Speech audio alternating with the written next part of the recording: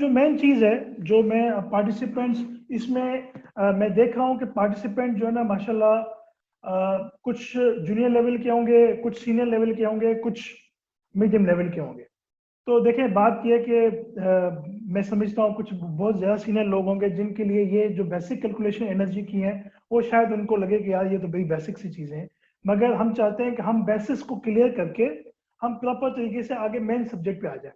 तो इस पे मैं अपना क्या कहते हैं इसको मैं 5 मिनट और दूंगा इस स्लाइड्स को। तो आपको ये पता होना चाहिए कि बेसिकली ये एनर्जी यूनिट्स और एनर्जी कन्वर्जन क्या होती है। ये बड़ी इंपॉर्टेंट चीज़ है। ये अगर आप चीज़ सीख जाते हैं ना तो आप किसी भी एनर्जी को इजीली कन्वर्ट कर सकते हैं अपने किसी भी दूसरी एनर्जी के कॉस्ट के अंदर, यूनिट के अंदर।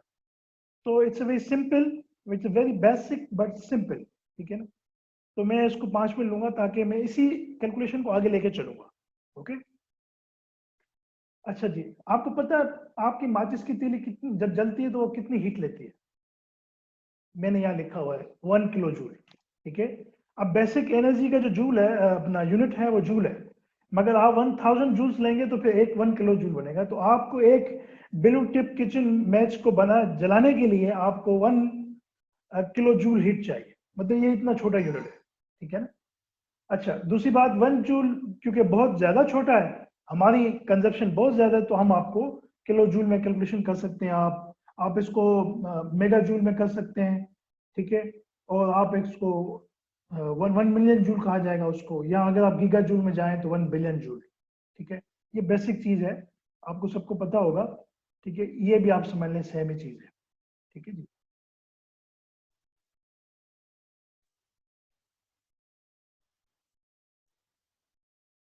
ओके, तो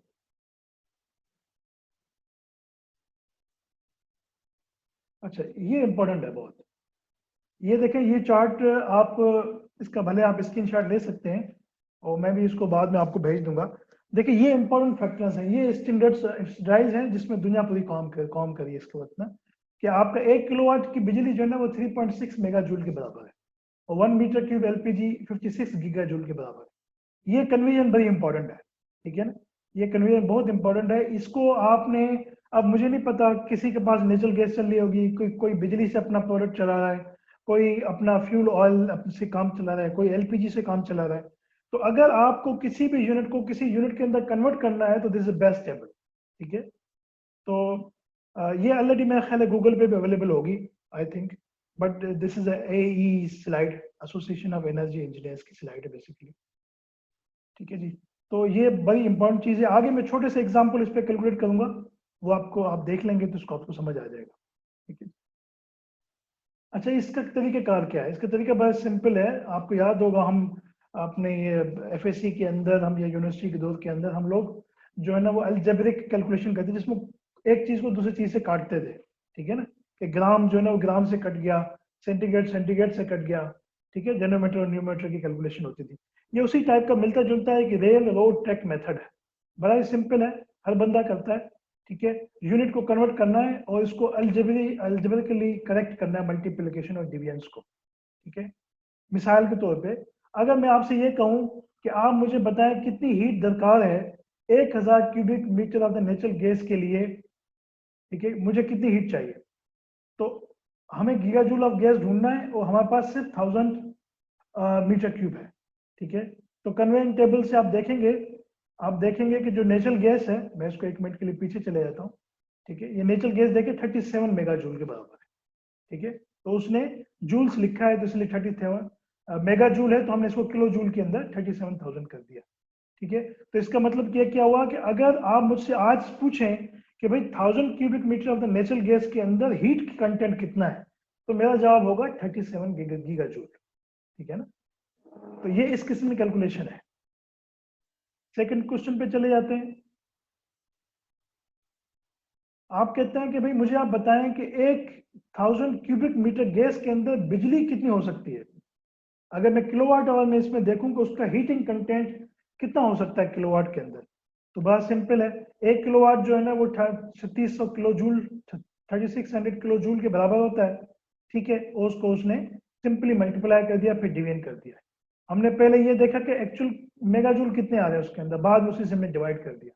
तो पता चला 10,278 किलोवाट आवर किस में आते हैं, 1000 cubic metre the gas. It's very much important. ठीक है जी। अच्छा, सेकंड प्रॉब्लम है कि how many joules in 10 kilowatt hour. ठीक है, इट्स सिंपल, 10 किलोवाट को आप 3.6 मेगा जूल से मल्टीप्लाई कर देंगे, आपको पता चल जाएगा। ठीक है, तो ये इस किस्म की बेसिक चीजें, आप आपके पास जितने फ्यूल है उसको आप कन्वर्ट कर सकते हैं इजीली। ठीक है, how many kilowatt hours in 2500 mega joule.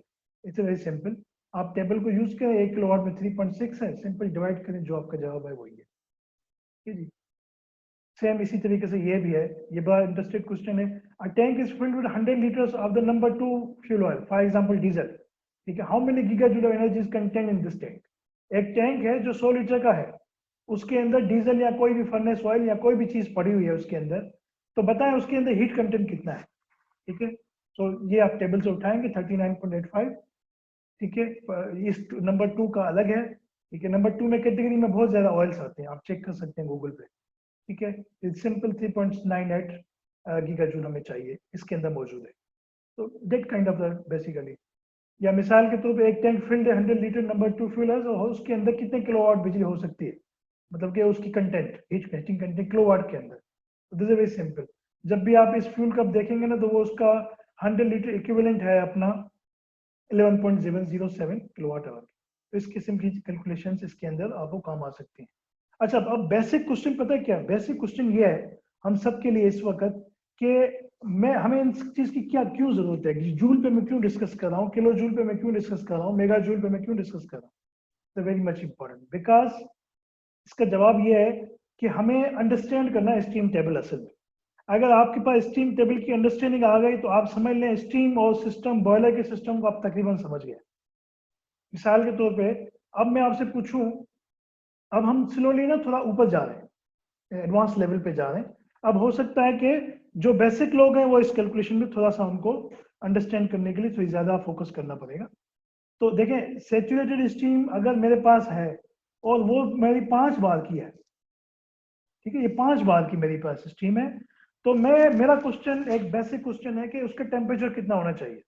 ठीक है, उसके अंदर लेटेंट हीट का स्टीम कंटेंट कितना होना चाहिए, इंथैल्पी कितनी होनी चाहिए, उसके अंदर जो वाटर वेपर है उसकी एनर्जी कितनी है, उसके अंदर जो स्टीम है उसकी एनर्जी कितनी है, और इसके अंदर जो टोटल एनर्जी है वो कितनी है। ठीक है, जैसे मिसाल के तौर पर ये सैचुरेटेड स्टीम वाला कह रहा है कि 158 डिग्री सेल्सियस होगा अगर 5 बार की स्टीम होगी तो। ठीक है ना, उसकी वो क्यों होगा, वो उसका भी आगे जवाब मिल जाएगा आपको। और लेटेंट हीट का मतलब ये है कि उसने, लेटेंट हीट का आपको पता है ना, जो फेज चेंज होता है तो उसको लेटेंट हीट कहते हैं, जब वो किसी सॉलिड को मॉइस्चर में कन्वर्ट हो जाए या वाटर वाटर जो है मॉलिक्यूल्स वेपर में कन्वर्ट हो जाए, उसको लेटेंट हीट कहते हैं। और स्पेसिफिक इंथैल्पी को मैं आपको अगली स्लाइड में बता देता हूँ। तो आप ये देखें, इसने बड़ा क्लियर कहा है कि 158 जो है ना टेम्परेचर होगा।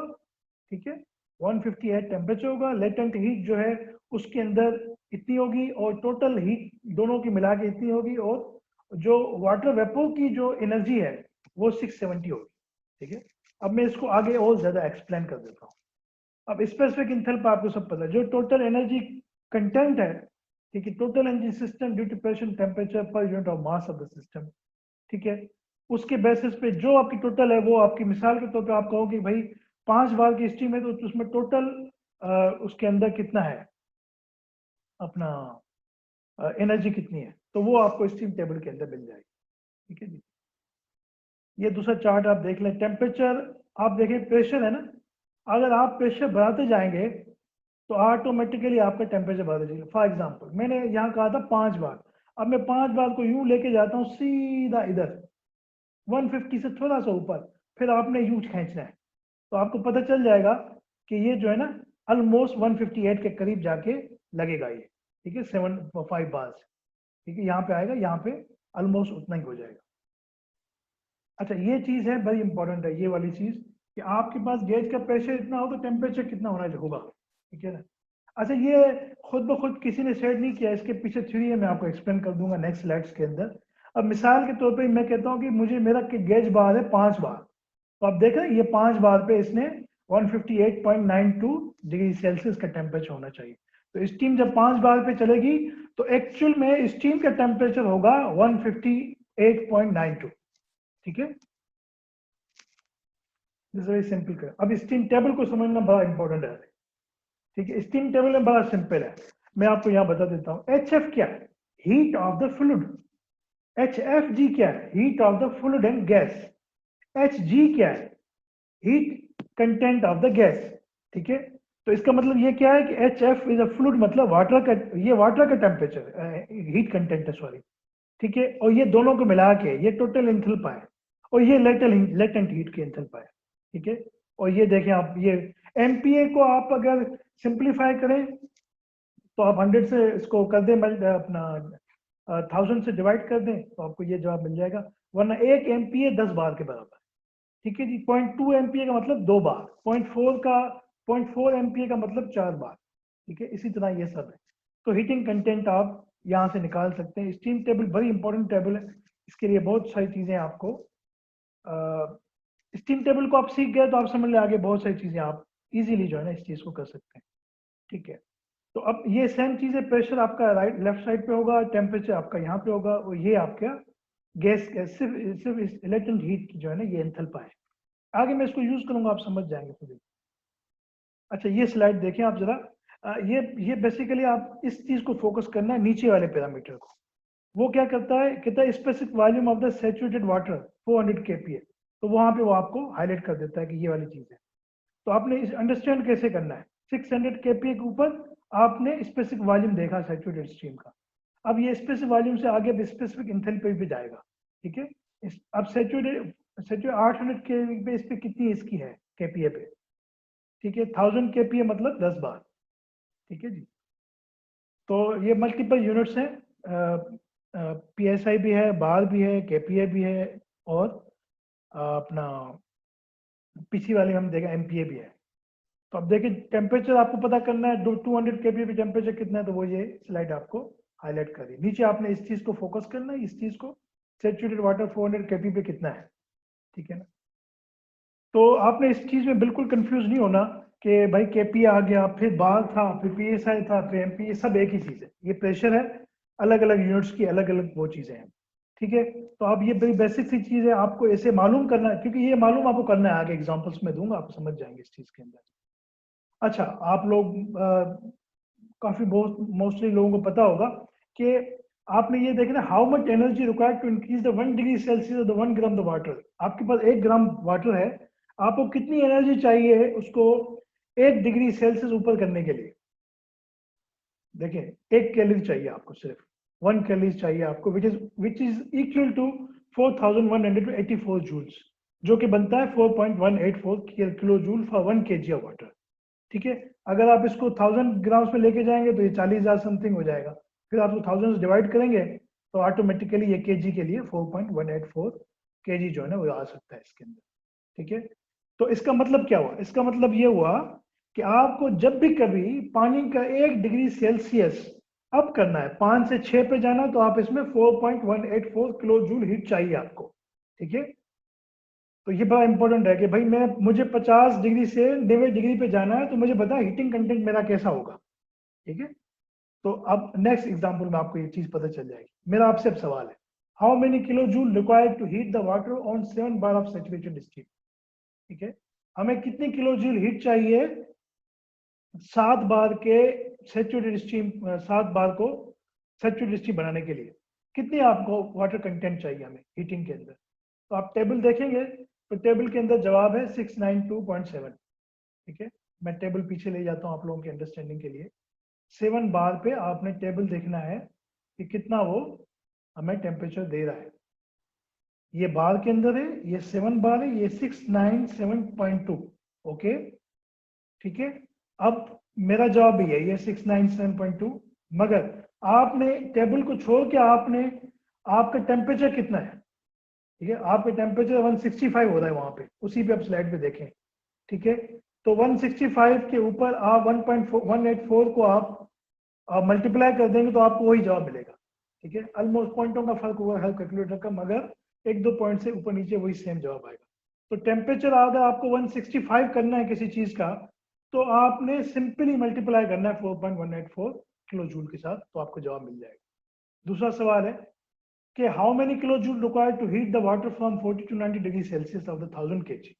ठीक है, अब ये बड़ा बेसिक सा क्वेश्चन है, बड़ी बेसिक कैलकुलेशन करते हैं कि किलो जूल हमें चाहिए, कितना चाहिए हमें, 40 डिग्री से लेके जाना है इसको 90 डिग्री सेल्सियस पे, मगर हमारे जो पानी की क्वांटिटी है वो 1000 kg है।